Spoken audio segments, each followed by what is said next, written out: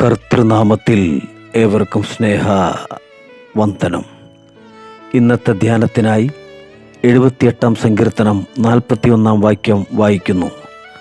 അവർ പിന്നെയും പിന്നെയും ദൈവത്തെ പരീക്ഷിച്ചു, ഇസ്രായേലിൻ്റെ പരിശുദ്ധനെ മുഷിപ്പിച്ചു.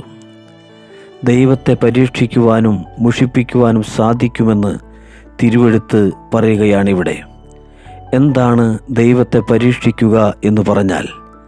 ദൈവത്തിൻ്റെ സാന്നിധ്യം, ശക്തി, നന്മ എന്നിവയ്ക്ക് തെളിവ് ആവശ്യപ്പെടുന്നതാണ് ദൈവത്തെ പരീക്ഷിക്കുക എന്ന് പറയുന്നത്. മരുഭൂമിയിൽ വെച്ച് ഇസ്രായേൽ മക്കൾ പലപ്പോഴും പരിശുദ്ധനെ പരീക്ഷിച്ചു. ദൈവത്തെ മുഷിപ്പിക്കുക എന്ന് പറഞ്ഞാൽ എന്താണ് അർത്ഥമാക്കുന്നത്? വേദശാസ്ത്രപരമായി മനസ്സിലാക്കണം. ദൈവം സർവശക്തനാണെന്നതിൽ പക്ഷാന്തരമില്ല. എന്നാൽ മനുഷ്യർക്ക് വേണ്ടി ചെയ്യുന്ന നന്മ പ്രവൃത്തികളിൽ ദൈവത്തെ പരിമിതപ്പെടുത്താൻ മനുഷ്യർക്ക് സാധിക്കും.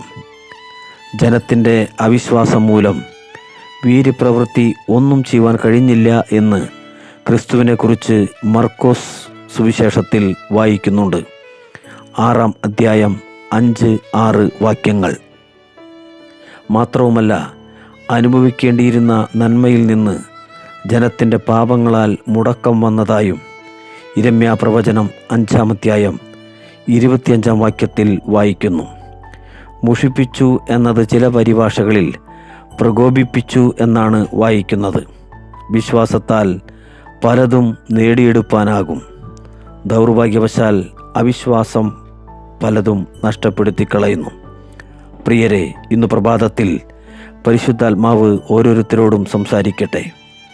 നമ്മുടെ ആത്മീയ ജീവിതത്തിൽ ദൈവത്തെ പരീക്ഷിക്കുന്നതിനും മുഷിപ്പിക്കുന്നതിനും ഇടയായിട്ടുണ്ടോ?